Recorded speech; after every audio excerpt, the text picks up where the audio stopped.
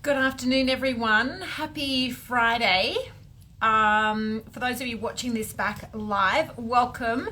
This is our live spot talking about anti-aging, health. Of course, we've got the amazing Kate Save who's going to join us in just a few moments' time. But tonight is specifically, we've talked about DNA, we've talked about weight loss, we've talked about health and fitness, but today is specifically about longevity, not only for our skin and our body, but our entire overall well-being and health. So just a few moments time, we're going to invite Kate Save on.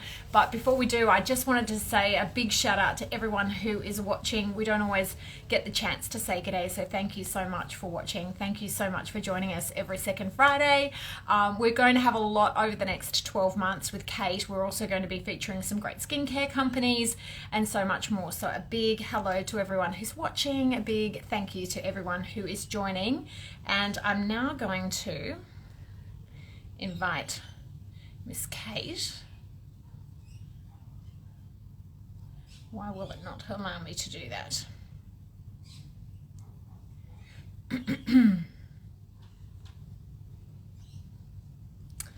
Oh, hello from Darwin. I love that we have some viewers from Darwin. It's great to see you. Hi guys. Hello to everyone. I am just trying to invite Kate. Hopefully she will jump on in a second. Hey Hannah. Hello to everyone. I'm just trying to join Kate so that we can start chatting. She's got some amazing food. She's got, I don't know if anyone saw it, but she's got some barramundi. She's got, she's got so much. I'm so excited. It's coming, it's coming, it's coming. Let me just see.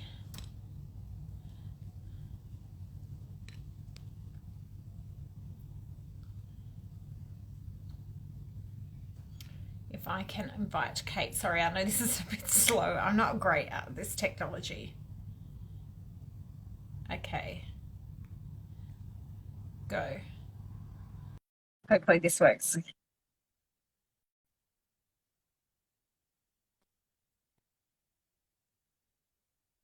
Hopefully she's joining. A big hello to everyone who has just joined us. We've got Kate Save joining us any second now. I've just invited her, but I'm hoping, oh, there we go, view. Here we go, Kate. I think you're going to be joining me on your own Instagram instead of BeFit Foods.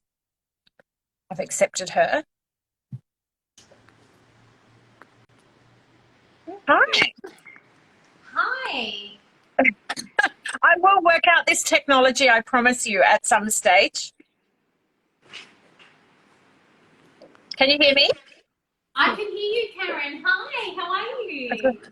Happy Friday. Thank you so much for joining us. I was just telling everybody that, you know, we've covered a lot of things and nutrition is about so much. We've covered weight loss, we've covered fitness, we've covered health, but of course, what got a lot of people interested is the anti-aging component that happens with food and our DNA and how our DNA reacts with food. So you've decided to come on today to talk about how we can help with longevity, overall health, but most importantly, I think for a lot of people, they're really interested in the anti-aging component of certain foods and what foods trigger better skin, better health.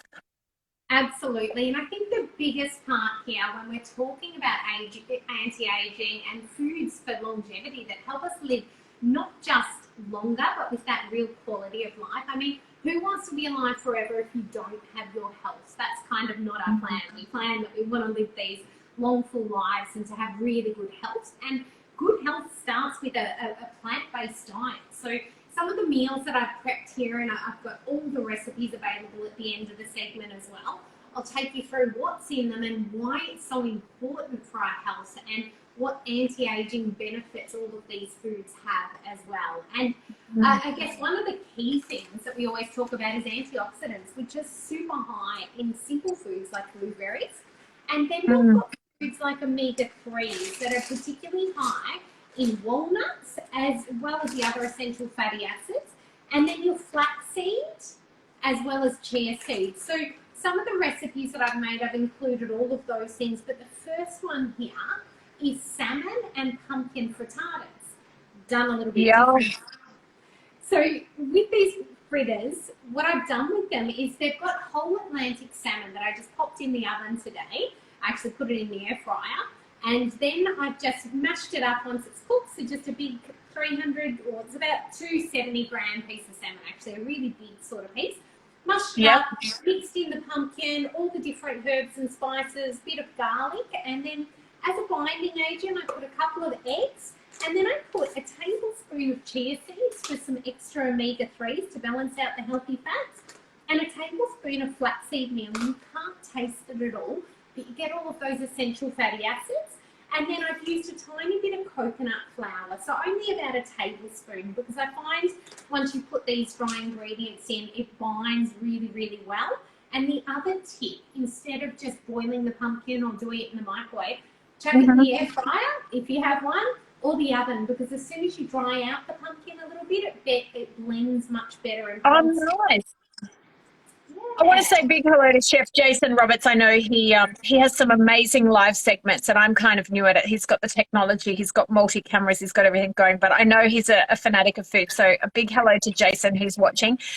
One of the things that I wanted to say to you as well, Kate, is that we talk about incorporating foods like the antioxidants, the berries, the nuts, the chia seeds and so forth. But from what we're learning from you each and every time you come in, is whilst they might not normally be traditionally in our diet, just to add them in any dish that you've got gives you that extra little bit in your food without having to go to too much effort. Absolutely. And straight away here, I think of things like blueberries. You can pop them in your breakfast. You can have them as a snack.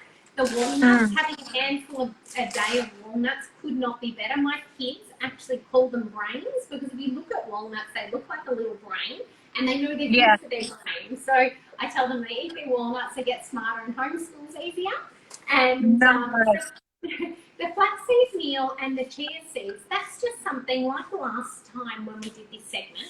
We made these little chia pots with a bit of rhubarb and yogurt, and I can put the flaxseed in there, and you can add all of these different things, even your blueberries or the walnuts, into a sort of yogurt blend. And the easiest way to do it is to get your big, like 900 gram tub of your plain yogurt, and then mix in a tablespoon of all of the things that you want to have for breakfast over the next 3 or 4 days. And you've spent 5 minutes doing it once, and then it's ready in 10 seconds every day. So it's not something that you need to spend a lot of time doing as well. I'm a Queenslander originally, so I've spent a lot of time in the sun as a kid, and I do have naturally dry skin. So incorporating the flaxseed and nuts is something that I'm, absolutely fanatical at. And I've been adding them to my protein shake because I put ice into my blender, and it obviously crushes the ice. I may as well put the blueberries in, put the nuts in, put the flaxseed in, the protein powder, a banana, and you get so many more nutrients. Absolutely. And you can blend nuts into a smoothie as well. So we discovered this at Be Fit Food. Our smoothies are nut-based because it's a really good way of getting essential fatty acids and lifting up the protein, but it gives a beautiful texture in a smoothie too. So it's a really good way to get your nuts in, even if you're having a smoothie. Talking about skin, so I think one of the big things with skin is very much around your hydration status. So dry skin is a combination of things. So always keeping well hydrated because it reduces the toxins in our body. But more importantly than that is the essential fatty acids. And we talked about genetics. Now, if anyone had done the MyDNA test that we talked about, you'll find your skin type. And with that skin type, some people have drier skin because they can't process as much vitamin A or fatty acids. So they may have a much higher requirement than someone else. And I personally had this insight pop up today on my DNA. I had two. One said, you're built to run marathons. I'm like, 10Ks is my limit. So that was interesting. And then the second one was talking about metabolism, and my body is built to be eating more fat. And I I didn't know that until the test. I enjoy the olive oil, the nuts, the seeds, all of that, and I've never avoided fat, but my Mm. body needs a high amount of fat to get my metabolism working properly.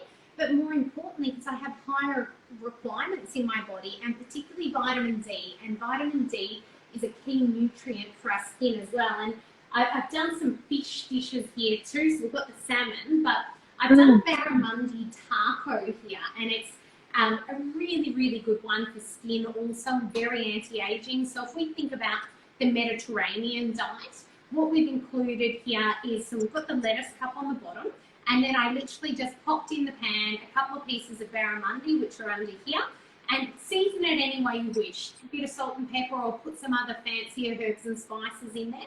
And then I've just made a really basic mango salsa. So it's literally just a mango, a little bit of red chili, red onion, and fresh Oh, coriander. yum.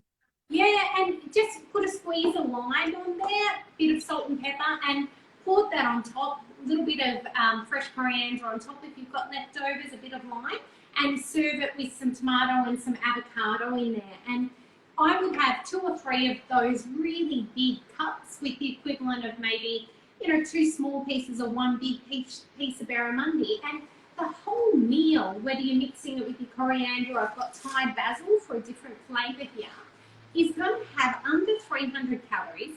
It's going to have over 30 grams of protein, and it's probably going to have about 3 grams of carbs. It's like an incredible anti-aging meal that you can be eating. And you've got the essential fats in there, not just from the fish, but you've got the avocado as well.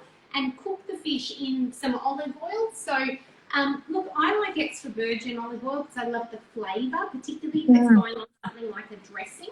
But it is a really quick and simple one. We all know fish only takes a couple of minutes to cook, and then Yes. that's chopping up 4 ingredients. So it's pretty easy. I just want to touch on something you mentioned before. You get your DNA checked, and we've spoken about this on the show. And for people who are joining for the very first time, the exciting thing about being able to check your DNA is that you can find out what sort of foods you react to. And just in particular with yours, Kate, a lot of people tend to avoid fats when they're trying to lose weight, when they're trying to watch what they're eating. They instantly think, I have to decrease the amount of fat. But it's quite interesting that you mentioned that you need to have more fats to actually help your metabolism. So just talk to us about that, because I do find that most people find that a very unusual concept, that you need to incorporate more fats in your diet in order to help your metabolism, which is probably something that a lot of people can relate to. Why am I not losing the weight? Because they're not eating certain components. Yeah, so basically over our lifetimes, and particularly after the age of sort of 25 onwards, our metabolism, instead of going up through our life, starts to drop down. So we can boost metabolism a few different ways, but as we age, every decade, we can lose, up to 10% of our metabolic rate if we live a really sedentary life, particularly after the age of 40 or 50, as our lean body mass starts to drop. So the goal is to build lean body mass. Yes, exercise is important, but you can't build lean body mass without the right diet. So you need to have protein in every meal.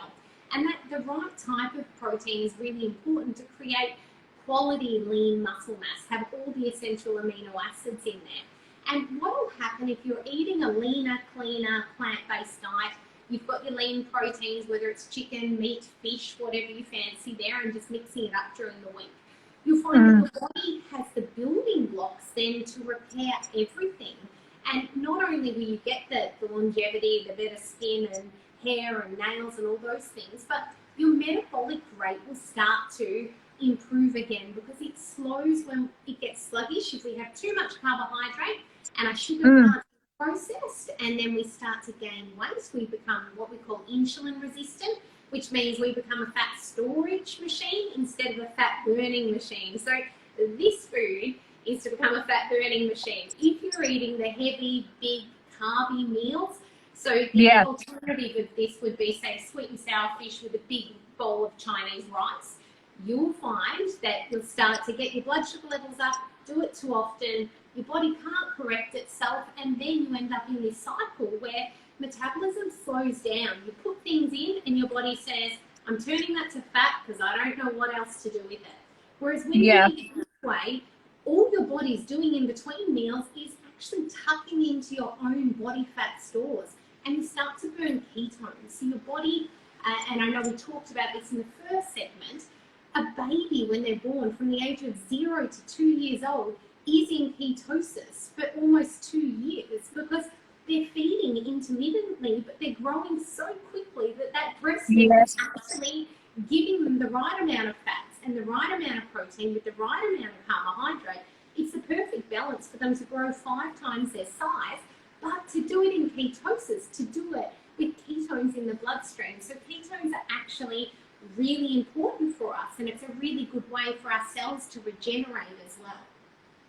And that's why I love when you come on, because I think at the moment a lot of people are so focused on having a certain diet for a certain reason, whether it's losing weight, whether it's combating, maybe they might be on that border of diabetes. But the fact that it can really change the texture, the appearance of your skin, can help combat so many other issues. Obviously, now that's really important that we have a pandemic. So to be able to fight everything that comes on board, and then not only that, work with our skin, work with our weight, it's really holistically working. But if we're eating the right foods, somebody's just saying they're using flaxseed in crumbed schnitzel. That's not a bad idea to incorporate into it. I love that. I could have crumbed the fish actually as well. Use the flaxseed to crumb the fish. Would have been delicious in fish tacos. That's a great idea. Yeah, great idea. So, I didn't read the top part of it because it popped up so quick. They were asking if you could put the flaxseed in the crumb schnitzel, but yes, go ahead and do that, right? Absolutely. And look, I'm a bit of a hack when it comes to cooking. I try everything, and I've got a pretty healthy palate, so not everyone can eat my food, but hey, I know it's good for me. And I think my mind sees past flavour as the only thing that matters in food. I actually see the nutritional value of the food when I eat. So I enjoy the flavour of the food, but if you like the herbs and spices, then you're going to like the flavour of the food. When it comes to things like flaxseed, I would always sort of start with a small amount. Start with a couple of teaspoons, and if you can't taste that the first time, increase it to a tablespoon and just work out what the threshold is so you don't wreck the meal. So on that, just for people that are watching that are going, okay, if I need flaxseed to help with my skin and my overall health, metabolism, how does it affect the food? What sort of taste can we expect it to change? And if we were to say use it in crumbed chicken or crumbed fish, what sort of textural change? Is there anything we need to change to the recipe to accommodate that? Yeah, look, it is dry, and think of it, it's a seed, right? So think of it like if you crushed up nuts like almond meal or something like that, it's going to absorb some of the liquid. So you want to make sure you've got enough liquid in the food to absorb. So I found putting it in the patties, it enabled me to reduce the flour because the chia seeds absorb water, and then the flax seeds absorb water. So instead of needing 3 or 4 tablespoons of flour, I could get away with a tablespoon of chia seed, a tablespoon of flax, and then a tablespoon of the coconut flour, which was actually low carb. And so if you use it as a bit of a replacement with the flour that you would usually use, it will work. It won't always work as a complete replacement without the properties of some of the other ingredients. So it's finding that balance, but start with small amounts and start to build it up. And I guess if we're looking at, say, using it in a smoothie, and you could use it in a smoothie in the morning, and if you're having a tablespoon in the morning and then you're putting it a little bit in another meal throughout the day, separating it throughout those means that we're getting that constant flow through our body throughout the day, yeah? Yeah, and look, in the smoothie, the more ingredients that are in there, the less distinguished some of those flavours are. So if you're someone who, has a green smoothie, you're probably not going to notice the flaxseed in there because the greens are a little bit bitter and the flaxseed's got that little bit of bitter to it.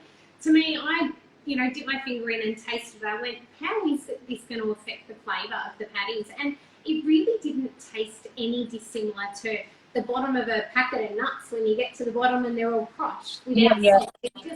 It didn't have a distinct flavour. It wasn't particularly dirt tasting like some of those things can be. I know wheat germ's got a really strong flavour, and if you put too much of that in, it's a really strong bitterness. But I I really found the flaxseed, particularly using a tablespoon across 8 of those patties, you cannot taste it at all. If anything, it's the chia in the middle that gives it a bit more of a chewy texture that you start to notice when it absorbs the liquid. But it did help with, really helping them to stick together too. So even with making the patties, I'd sometimes suggest make the batch of the ingredients and then put it in the fridge for 1 to 2 hours so everything expands and it sticks together better. Good idea. Yeah, much easier to work with, like a dough, I guess. And as you've mentioned a couple of weeks ago when you were on, you talked about the fact that even if we're having small quantities, having that variety and incorporating as many different varieties as we can really does help with our body as well.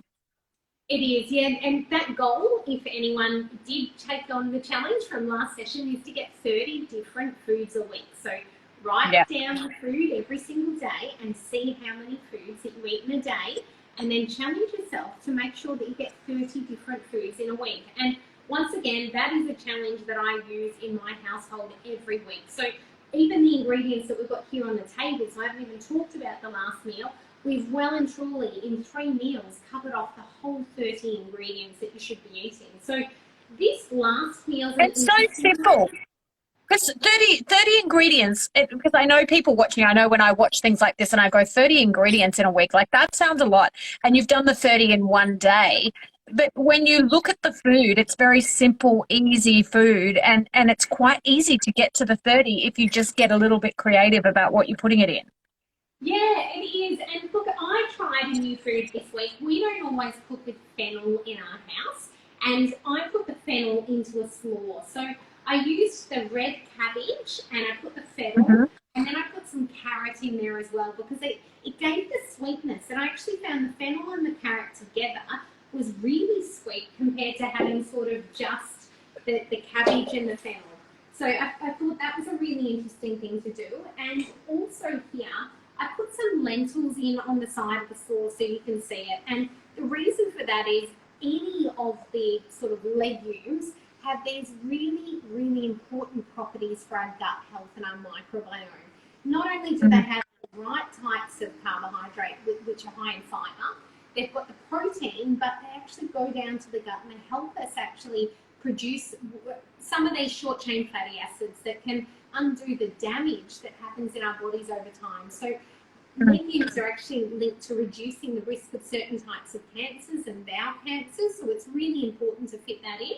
And I paired that up with just some beef skewers. So with the beef skewers, I put some coriander, cumin and smoked paprika and just marinated that with a little bit of olive oil, cooked it on the pan, and then I've done a really basic dressing. Now, this is my take on a dressing. So I put a tiny bit of Manuka honey to sweeten it.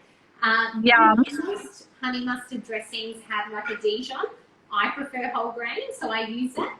And I like spicy things, so I might even add a little bit of Australian mustard or a mild English or a hot English mustard just to put a bit more spice on it.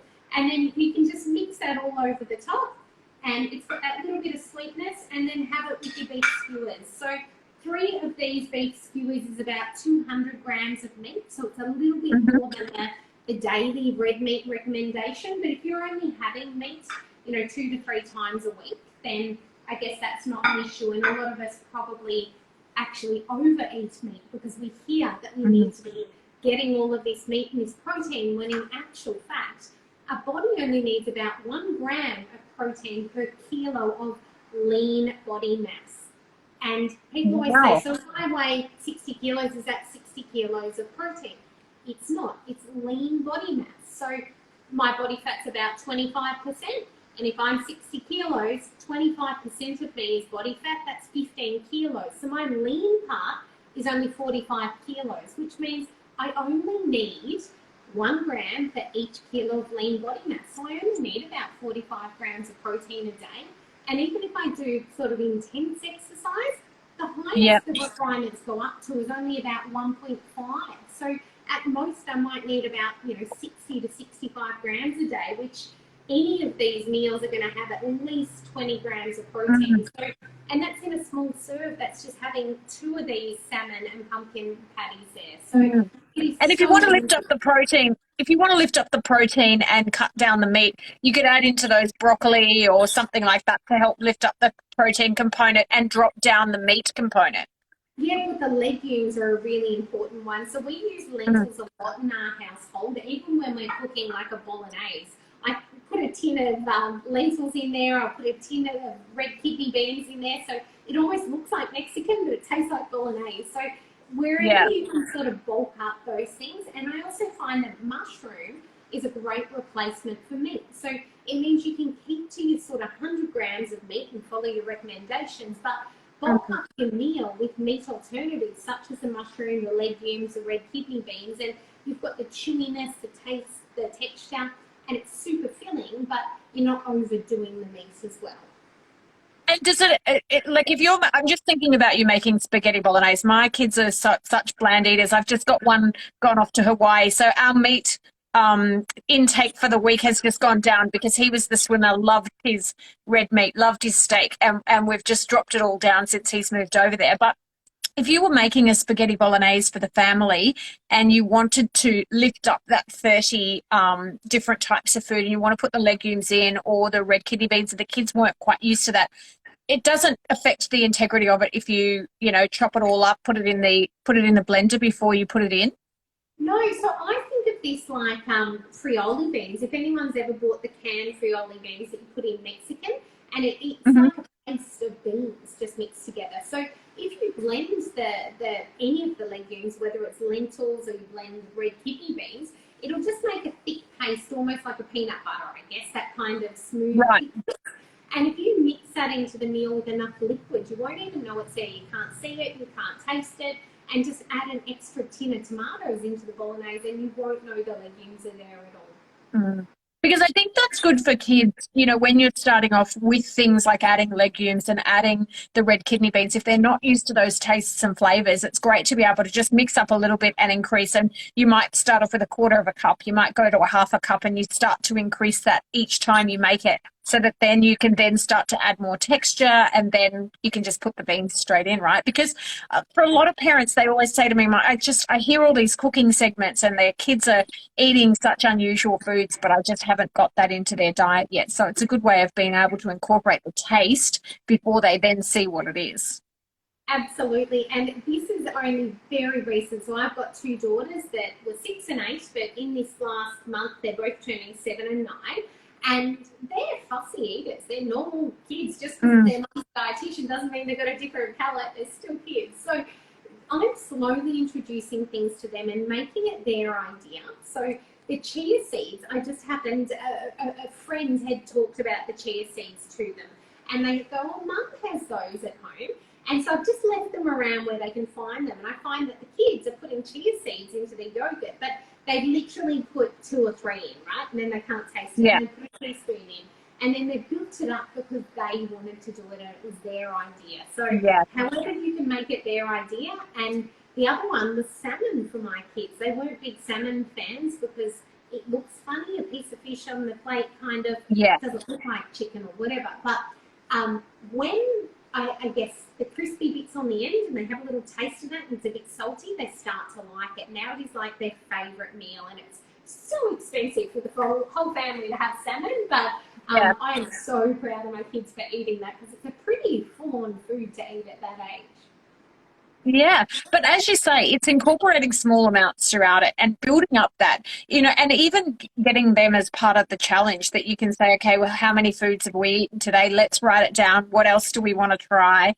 And trying it in small portions rather than just, throwing them a plate of something that's completely different. Yeah, and look, I found a lot, even in homeschool, that the teachers are asking the kids a lot about their food and what they're eating. Like, I think just conversational, even in the roll call, it'll be, what was the favourite thing you ate yesterday? And it's getting the kids to think about what they're eating, because if they're used to having their parent prepare their meals, breakfast, lunch, dinner, snacks all day, then they don't have to think about it and they don't really learn. So I like to get the kids involved with the cooking, get them involved with trying new things, and they'll see me adding things and they go, "What is that, Mum?"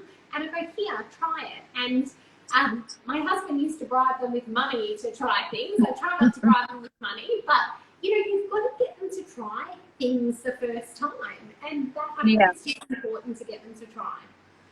Just another question that came through. If we are pre-preparing our meals, so for a lot of people now starting to get into the habit of meal prep on a weekend, if we are pre-preparing our meals, I know that flaxseed in particular can be quite volatile. So is there anything in there in the dishes that you've made that we can't pre-prepare?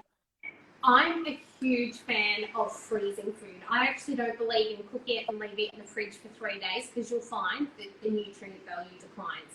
Cook your Okay, food got you. and freeze your food. If you freeze your food, you've actually locked in the nutrition, you've locked in the flavour from the day you cooked it. And obviously you can't do that with your salady bits, but just Yeah. pre-prepare the protein part or the difficult part of the meal. And these patties are a perfect example of that because once they're cooked, you literally would just take them out. And I'm a huge fan of the air fryer. If anyone watches my Instagram, I love the air fryer. Oh, my brother's just got an air fryer and he's obsessed. He's literally loves It's it. so good. Well, the thing is, they're so cheap. There was one for $99, and it's this huge big contraption with drawers and Yeah. trays and layers. And I thought I'll do 3 of them on the pan, and then I put 3 of them in the air fryer. And what you'll notice is some of them are kind of round because when you do them in the air fryer, they obviously aren't flipped and squashed, and then some of them are flat. But I Yeah, of like course. the ones in the air fryer, so don't look too close because there's 2 missing. But in the middle, they were nice and soft and fluffy and, you know, and then crunchy on the outside, whereas the ones on the pan had kind of cooked through the whole way. So Mhm. I love I do the air think you fryer. lose a lot of them. I think you retain a lot of the moisture when you're cooking in the air fryer as well, as opposed to cooking on the pan. You seem to lose everything from the food, so it's nice to keep it all nice and juicy and fresh. And you don't need to add oil, you don't need to do anything like that. It's just so Mhm. easy. Plus, there's no mess. The fact that you finish cooking, you pull the tray out with the foil, and there's no dishes is amazing. Nothing's splashed on your stove area, so it's clean. It's easy. Yeah. So, what other tips have you got for us for all of our anti-aging to keep us younger? We're all, as this pandemic happens, it's hard to believe we've been in here for 18 months, almost 2 years. And so lots of time has passed. What have you got other tips for keeping young, youthful and healthy? I think if everyone walks away from this session today remembering 3 key things. The number one is hydration. That if you are dehydrated, your skin dehydrates and your cells wear down, you can't get rid of waste, and it doesn't help with aging, that's for sure. So number one is hydration. Number two is the high antioxidant foods. So the blueberries, the colourful herbs and spices, and that variety, trying to get 30 different foods in every single week and trying to Love get that. every single colour. And even in the small, instead of it just being a basic slaw, put fennel in if it's something you don't eat. Put some lentils in there and the carrot, red cabbage instead of the plain white cabbage, just really mixing it up. And the last tip would be around the essential fatty acids. So have a handful of nuts every day, try some walnuts because they're high omega-3, and boost that vitamin D that we need for our skin health as well. Obviously, the salmon's really high in oily fats, and the olive oil, the flaxseed, the chia, all of these things all together will give you those essential fatty acids, and that does lead to better skin and longevity and that quality of life, not just the quantity that we're after. Yeah, I think the big take home for me in learning more and more from you each and every time is fats can be our friend, because so many people think of the word fats and they just try to steer clear, but fats can actually be our friend and can help us out on so many different levels. And yeah, incorporating them as much as you can in your food and getting your DNA tested. Like, it is really important. And I know that I've spoken to people who have discovered that, they were going into what they thought was calorie deficit to help lose weight. Yet at the same time, because they were going into calorie deficit by too much and their DNA meant that they needed to actually eat more to lose weight, which for most people, that's crazy. But it was amazing to be able to find that information out. Yeah, that's right. So I would recommend, just for interest's sake, at the end of the day, it's your body, it's your DNA. You have a right to know what your DNA, what you're actually made of, what is your body meant to do. So even just having that understanding helps you understand your body and make better decisions. We talked about You can have a gene that actually is like a snacking gene, so you don't get full and you're constantly snacking throughout the day. Or you might have a gene that actually promotes appetite control. So you're someone who can fast for 16 hours. You don't get particularly hungry. So as soon as you understand your own body and your DNA better, and it's inexpensive. At BeFit Food, we've got the My DNA kit on the website. It's $69. It's inexpensive, and then it's about $15 a month, and they unlock a new gene every month. So you learn about your caffeine, Wow. your collagen in your skin, and how your collagen breaks down. So some of us lose collagen more quickly, which means we actually need more protein in the diet. So there's lots of interesting things.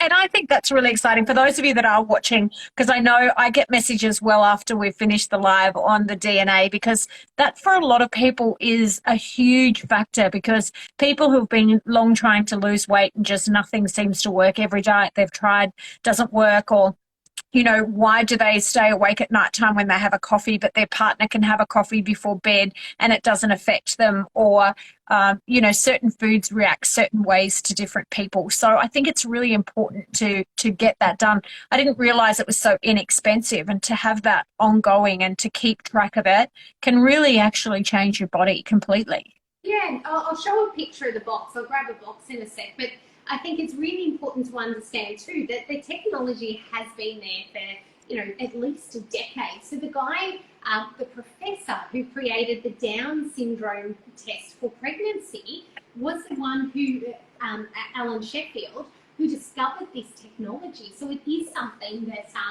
we're able to harness. It's something that we've known for years. It's something that was previously only available for the medical industry to look at our DNA. And I guess in the medical industry, they're often looking for what's wrong with our DNA.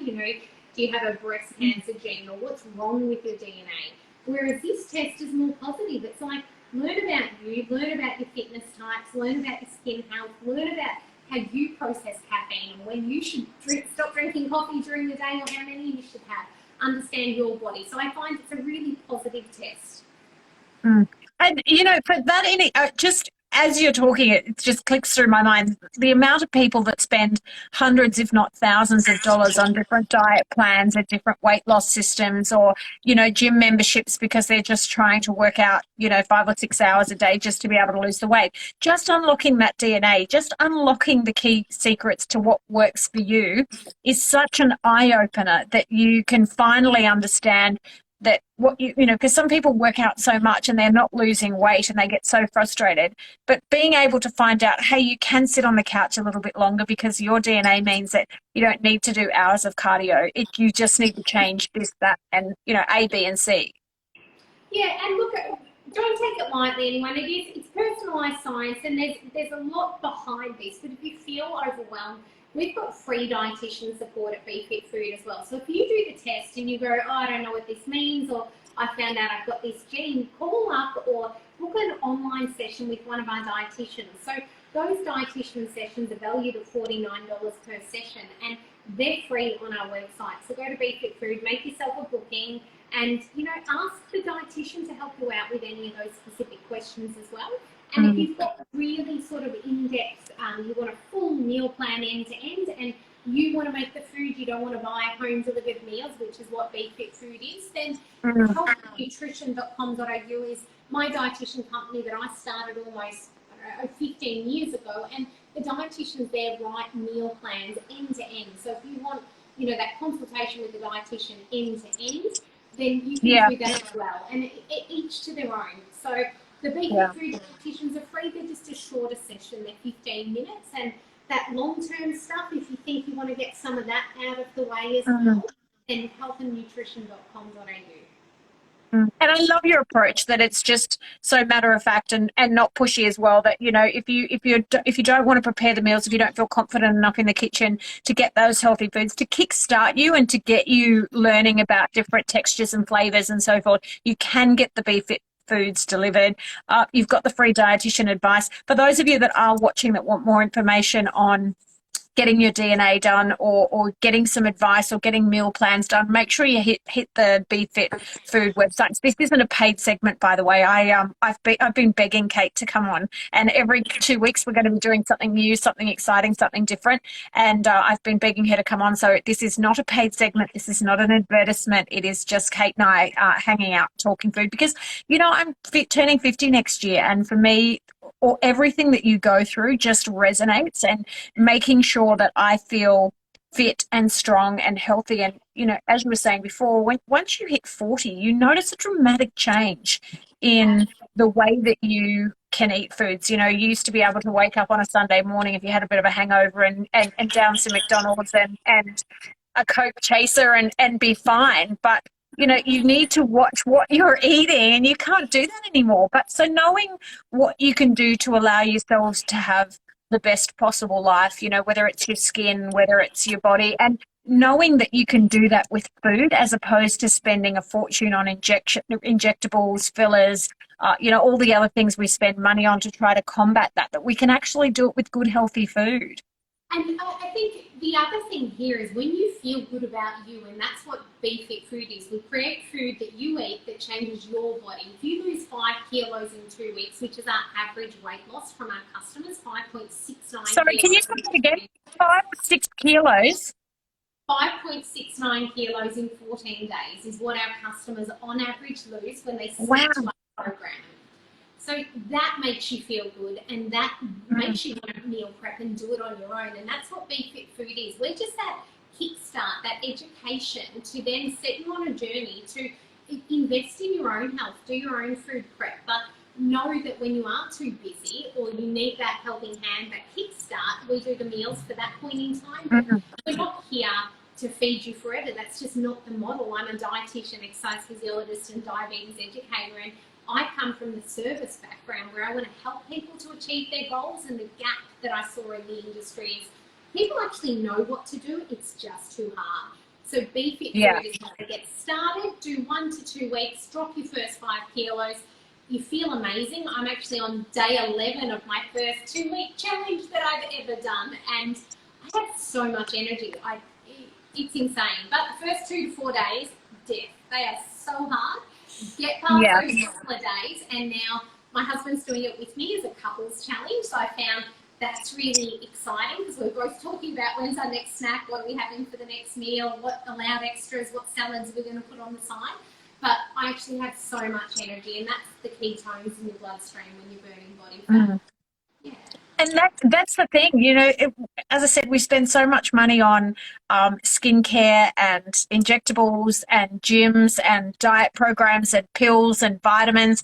But just, if you don't have flaxseed, just, potentially only a couple of dollars extra a week to add that into your meal plan is not that much in the scope of what it can do for you. Or, a handful of nuts every single day, buying it in bulk, only adding a couple of dollars a week to, people are spending, 30, 40, 50, 60 plus dollars on vitamins and so forth to try to get that artificial component. But to get it from real fresh food is so much better. Absolutely. And everything here would cover your entire daily requirements of everything, every micronutrient, every macronutrient. You don't need the supplements if you can eat well. And if you can't eat well on your own and you can't meal prep, then invest in good food. Buy pre-prepared food that is truly good food. Don't go to your nearest takeaway store and think just because it's got vegetables in it, it's going to be good for me. A lot of food has got way too much sugar, way too much salt, and it's all full of carbs. And I've been going, looking for a healthy noodle box. When you ask for extra veggies, you get penalised to the absolute max. Or yes. Noodles or half the noodles, and they add $5 on. I'm like, hang on, I want half the noodles. Why am I paying more money? So it's just they are fillers and they're things we don't need. Small amounts, absolutely fine, but this stuff is what you should be filling up on. Yeah, and I think working with your dietitians and being able to just be a little bit more, obviously we're going to try to do as much as we can every 2 weeks when we join on the live, but just having a little bit of education takes you a long way and being able to get the best out of you. So I know that you are super, super busy. So thank you again so much for joining us. And thanks to everyone who tuned in because I know I get a lot of feedback afterwards from people who have learnt something. So Kate, thank you so, so, so, so much. And to everyone who watched, thank you as well. We'll see you in a couple of weeks. Have you got any ideas of what we're going to do, or we're just going to make it up as we go? Or I'll post something. I'll have a really good think about it. I tend to actually just watch what's going on in the media and what questions people are asking, and particularly what silly things, what silly stories are getting out there, and trying to myth bust. So I feel like maybe we should do a bit more myth busting, and it's a good time Yeah. to talk about immunity. So we might tie in some immunity and foods for good immunity, but some diet Right. myths. There's a lot of the wrong information out there, so let's set it straight.